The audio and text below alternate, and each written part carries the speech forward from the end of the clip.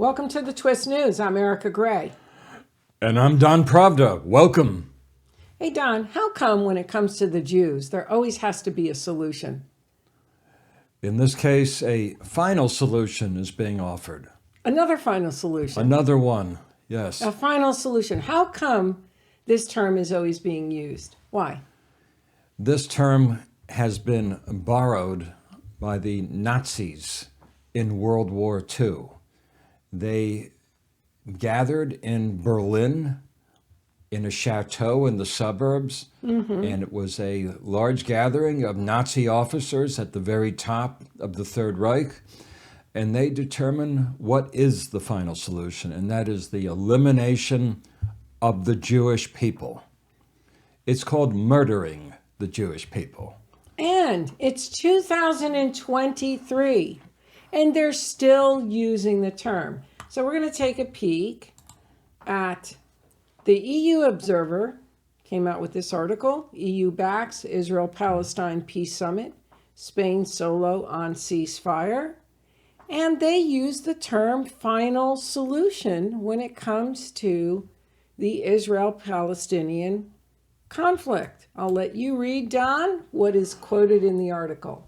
Spanish Prime Minister Pedro Sanchez has called for an international peace summit in 6 months to find a final solution to the long-standing conflict between Palestine and Israel, a proposal backed by the other EU member states in the summit conclusions. So there we go.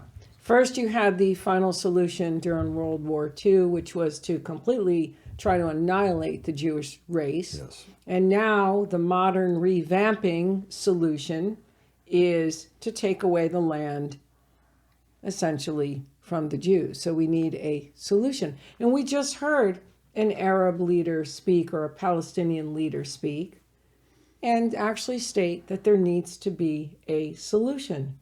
So again, Don, you're Jewish.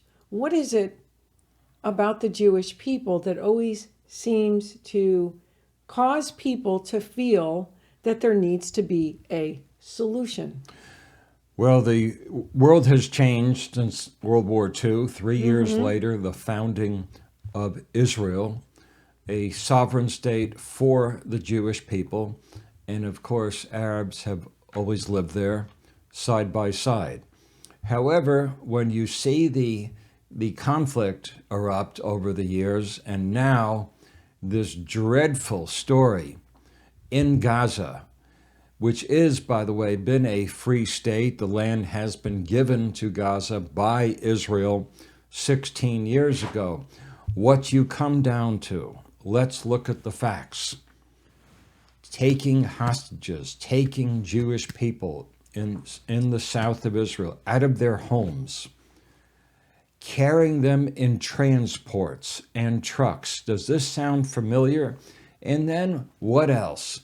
Beheading them, burning them alive, taking children, beheading them, and elderly people as hostages. Does this sound familiar, ladies and gentlemen? It sure does. This is the new Nazis, and they are the Arabs in Gaza. Yes, and now again, the call for a final solution. And we read it here. The Spanish Prime Minister, Pedro Sanchez, has called for a final solution. And Don, this is unbelievable. No other race of people has had this kind of hatred, persecution than the Jewish people. But it really is upsetting that you start to see this thread of not only the final solution during World War II, but now this final solution of 2023. It's bad enough that the world essentially tried to annihilate the Jewish people. And when I say the world, Germany is blamed, but other nations knew about it, sent their Jews, as well as didn't take part in trying to rescue when they knew this was happening. So they were complicit in this. And now the world is getting together to now take the land from the remaining people who remained and have now flourished in Israel, to now a solution for the land, to take the land that historically belongs to the Jews. Absolutely. And let's look into the goals of these people. And that is very, very simply, they want to destroy Israel. They want to kill the Jews. They want to take the land. And let's get right to the point. We as Israel and the Jewish people, have a right to defend ourselves. Oh, wait a minute. Wait. Sorry, hate to interrupt you. No other nation that goes to war has every other nation coming out and saying, Israel has a right to defend itself. This nation has a right to defend itself. I'm sorry, Don, but the Jews are really treated as less than human. And they're not treated as having the same rights as other people, because it is a no-brainer that a nation would have the right to defend itself. But the fact that it has to be stated by world leaders is horrific. And it's another form of anti-Semitism. Why does it have to be stated that Israel has the right to defend itself? Do you know why? Because the Jews are treated as subhuman, as less than, and really what they're saying is you don't have the right to defend yourselves. So, because you're considered less than, that's why there's always this solution for the Jews. This is unbelievable, just unbelievable.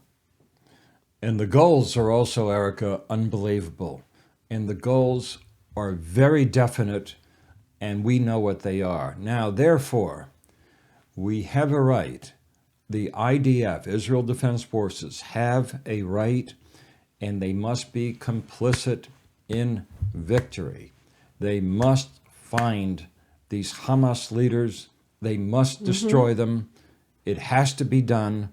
There's no other way. We must stop this genocide. We must stop this murder. There'll be some pain inflicted on civilians, which is very unfortunate. However, so many people in this area have a friendship and links with our enemies, the leaders of this Hamas. And Hamas must be taken and destroyed in this area. There's no other choice. Unfortunately, people were very lax. They were very unaffected for many years by the Nazis as they rose in power. And then it was too late. Then we realized who they were. And then the world went at war. Now is the time. We can't wait. We can't have our people deported and killed. Well, the other thing, too, about the Palestinian people is that their own leadership is harming them. A lot of them, the leaders, have become so wealthy on all the aid, Yes. and the aid is not going to the Palestinian people. And It's going for their terrorist aims. And where does the money go, all this aid? It goes to the leadership. They enjoy privileges. They're living very high. Do they really care about the people?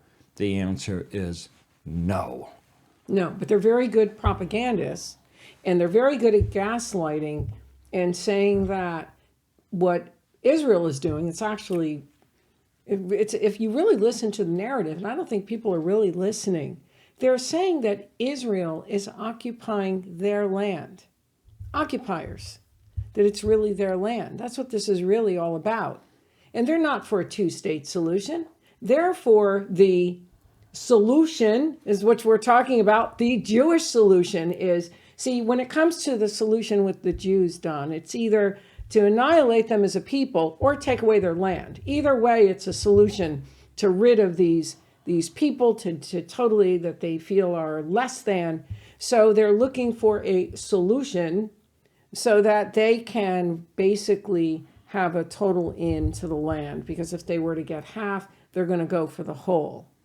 So the solution is not far off from the final solution. And we have it here, Sanchez, final solution. Same thing, same church, different pew. Instead of annihilating the people, now you're going to want to take their land. Same mask, same story.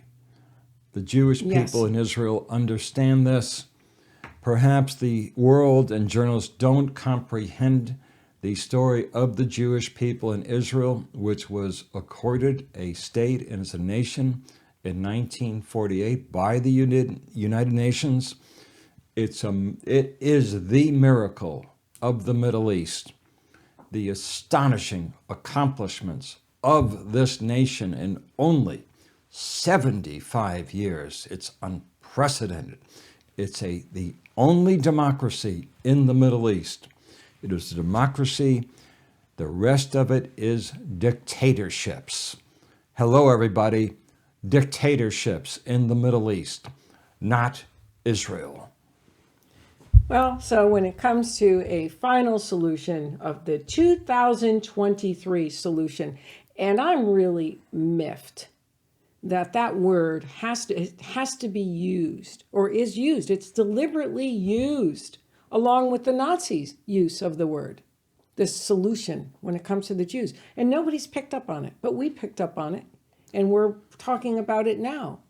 And Sanchez, I can't believe, would actually, to find a final solution, would use the term. But you know what, Don? There's so much anti-Semitism. I don't think they think twice about it.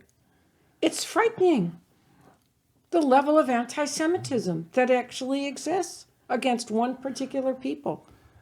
I would like to express one day, if I ever met Mr. Sanchez, perhaps that's quite possible. It's not impossible. I attended a large gathering of Jewish people in Miami, Florida in 1992. The proclamation of expulsion was articulated and translated from classical Spanish into English. It took 2 hours. Over 200,000 Jews were expelled from Spain, and which they had become artisans and business people and professionals. We contributed to Spain in that era. They were shipped away or killed, by the way. Some conversos, those who actually were forced into accepting Christianity, stayed. But over 200,000, 250,000 were expelled. This is not 1492, it's 2023. We're about to hit a new year, 2024, and this will not happen. Well, then we look at Sanchez with his final solution. And of course, his chief prophet is Joseph Borrell, who is with the European Union.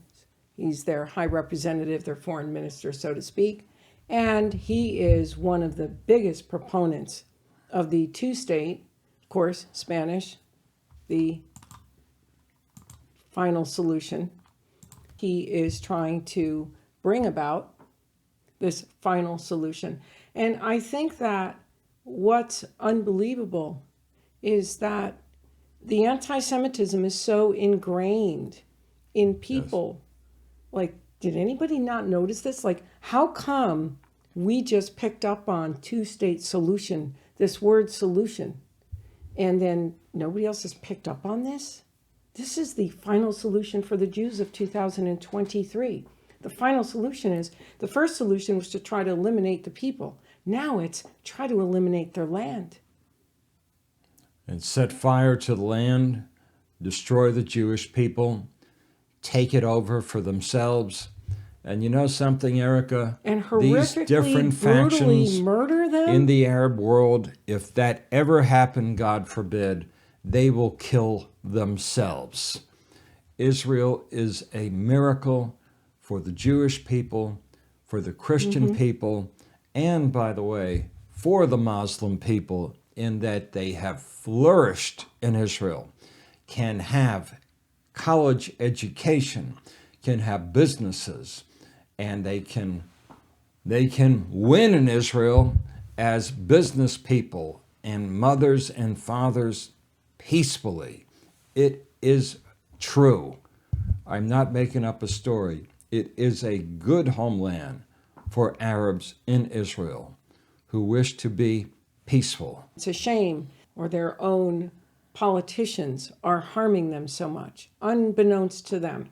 They're using simple people to achieve their means and their success. Yes. And to gather money for themselves. Babies, little children, mothers and fathers, rabbis, they deserve to have a peaceful life in Israel. If in fact the Arabs invade, take women and children, rape women, behead babies, we, the Jewish people, have this God-given right to defend ourselves. But that's a point, Don. They don't think you have a right to the land. They don't think you have a right to life. And they don't even think that you have a right to defend yourselves.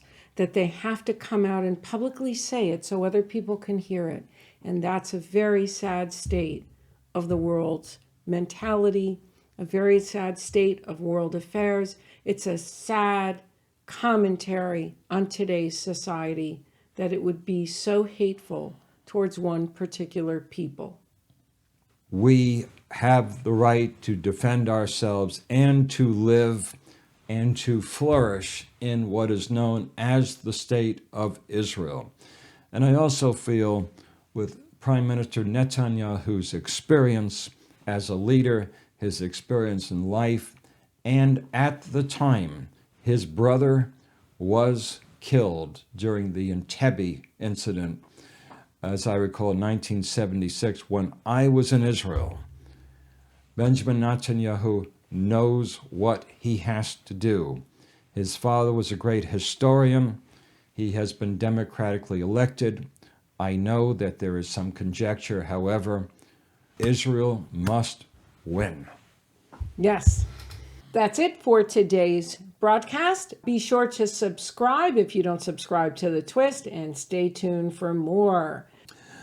Shalom, shalom, shalom, and thank you. Until next time.